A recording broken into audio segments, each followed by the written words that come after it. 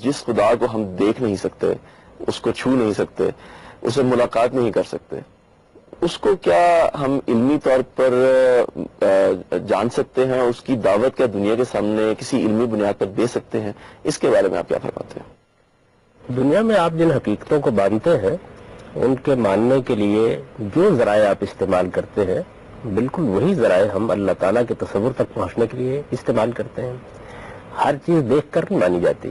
بہت سی عقلی حقیقتیں ہیں، بہت سی علمی حقیقتیں ہیں جو استدلال کی بنیاد پر مانی جاتی ہیں. اگر آپ غور کریں تو ہم جن چیزوں کو دنیا میں مان رہے ہوتے ہیں، ہمارے سارے علوم، ہمارے سارے فنون انہی پر مبنی ہیں. ان میں سب سے پہلا ذریعہ ہمارے ماننے کا ہمارا حاسہ باطنی ہے. یعنی جس طرح ہمیں اللہ تعالیٰ نے دیکھنے کے لیے آنکھیں دی ہیں، سننے کے لیے کان دیے ہیں، اور ہم اپنے خارج کی دنیا کو ان سے دیکھتے ہیں، یعنی باہر کی دنیا کو ہم اپنے حواس کے ذریعے سے دیکھتے، سمجھتے، سونگتے، جانتے، پہچانتے ہیں. بالکل اسی طریقے سے ہمارے اندر ایک باطنی حاسہ ہے، ایک انر سینس ہے جس سے ہم اپنے اندر کو دیکھتے ہیں. یعنی نفس انسانی کے اندر یہ صلاحیت ہے کہ وہ باہر بھی دیکھ سکتا ہے، اندر بھی دیکھ سکتا ہے. یہ جب ہم اندر دیکھتے ہیں تو یہاں بھی کچھ حقیقتیں پاتے ہیں. ان کو آپ وجدان کے لفظ سے تعبیر کرتے ہیں، جسے آپ انٹیوشن کہتے ہیں. آپ اسے حادثہ باطنی، جیسے میں نے کہا آپ کی ایک انر سینس ہے، اس سے تعبیر کرتے ہیں. آپ اپنے باطن کے علم سے اس کو تعبیر کرتے ہیں. تعبیرات میں اختلاف ہو سکتا ہے لیکن دنیا کی بہت سی حقیقتیں ہیں جن کو ہم اس سے بھی سمجھتے ہیں.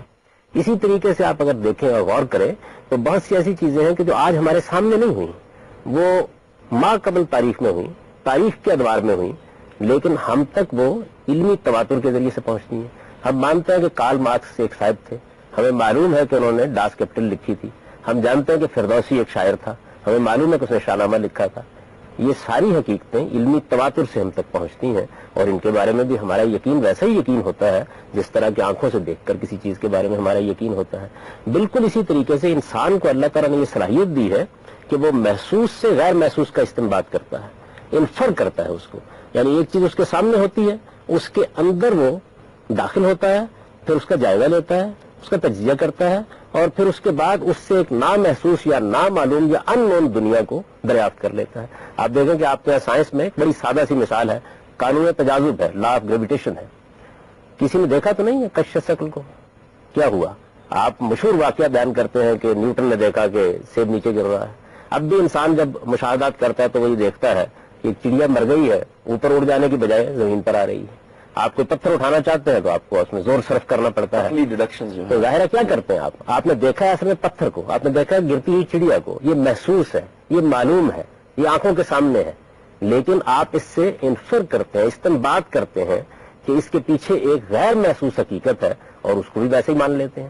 ساری دنیا جس کو مان رہی ہے. بالکل اسی طریقے سے ایسا بھی ہوتا ہے کہ کچھ انسانوں کو ایک تجربہ پیش آ گیا، یعنی کسی زمانے میں کچھ انسان ایک تجربے سے گزرے، اس تجربے کو انہوں نے بیان کر دیا. وہ تجربہ بھی انسانوں کے لیے ذریعہ علم بن جاتا ہے. اور پھر آخری چیز یہ ہوتی ہے کہ آپ بعض اوقات کسی چیز کے بارے میں ایک نظریہ قائم کرتے ہیں، رائے قائم کرتے ہیں، اور پھر چھوٹے پیمانے پر اس کا ایک نمونہ دکھا دیتے ہیں. سائنس کیا کرتی ہے؟ وہ نظریات قائم کرتی ہے تو اس کے بعد لیبارٹری ٹیسٹ سے ان کو دنیا کے لیے ایک تجرباتی حقیقت بنا دیتی ہے. تو یہ جو ذرائع ہیں ہمارے پاس کسی حقیقت تک پہنچنے کے، یہی تمام ذرائع ہیں جو اللہ تعالیٰ کے وجود پر استدلال کے لیے، مذہب پر استدلال کے لیے بھی پیش کیے جاتے ہیں، اور ان سے علمی حقیقتیں سمجھی، مانی اور جانی جاتی ہیں. یہ وہ معاملہ نہیں ہے کہ بس بلائنڈ فیتھ ہے، خدا پر بس مان رہے ہیں کیونکہ بس مان رہے ہیں. ایسا معاملہ نہیں. کہاں سے یہ بات لوگوں نے اخذ کر لی ہے؟ بہت سے میں نے اہل علم کو دیکھا ہے ہمارے ہاں کہ وہ بعض اوقات کہتے ہیں کہ مذہب ایمان بالغیب کا تقاضا کرتا ہے، اور ایمان بالغیب کے معنی وہ یہ بیان کرتے ہیں کہ آدمی کو بے سوچے سمجھے مان لینا چاہیے، کسی کے کہنے پر مان لینا چاہیے. وہ یہ کہتے ہیں یہ تو ایمان کی بات ہے، بس آپ نے مان لیا. ایمان بالغیب کی اصطلاح قرآن میں اس معنی میں استعمال نہیں ہوئی. قرآن مجید یہ کہتا ہے کہ بہت سے دنیا میں لوگ ایسے تھے جنہوں نے یہ تقاضا کیا کہ ہم خدا کو دیکھ کر مانیں گے، اور بالخصوص اس میں بنی اسرائیل کا یہ قول نقل کرتا ہے کہ انہوں نے اپنے پیغمبر سے یہ مطالبہ کیا کہ ارنا اللہ جہرتن، ہمیں آپ خدا آنکھوں سے دکھائیے تب مانیں گے. وہ اس پر تبصرہ کر کے یہ کہتا ہے کہ علمی حقیقتوں میں آنکھوں سے دیکھنے کا مطالبہ نہیں کیا جاتا.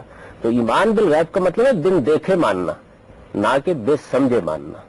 صحیح ہے. یعنی آپ سمجھتے ہیں، آپ جانتے ہیں، آپ کسی چیز کے اندر اترتے ہیں، آپ اس کو دریافت کرتے ہیں.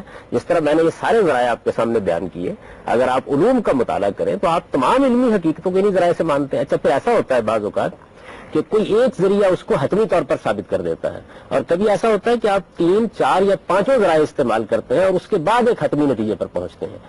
خدا پر قرآن مجید کے استدلال کی نوعیت بھی یہ ہے، یعنی وہ ایک جگہ سے شروع کرتا ہے اور اس کے بعد پھر اس کو حتمی نتیجے تک پہنچاتا ہے۔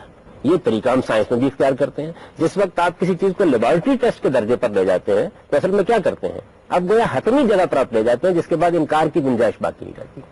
تو میرے نزدیک جو علمی طریقہ استدلال کا اختیار کیا جاتا ہے، دنیا کے تمام علوم میں اختیار کیا جاتا ہے، قرآن مجید مذہب کے اس بات کے لیے بھی وہی طریقہ اختیار کرتا ہے۔ بلکہ اگر مجھے تھوڑی سی آپ اجازت دیں تو میں آپ سے عرض کروں کہ صرف اتنا ہی نہیں کہ وہ خدا کے تصور کو اسے ثابت کر دیتا ہے، بلکہ پورے مذہبی مقدمے کو ثابت کر دیتا ہے۔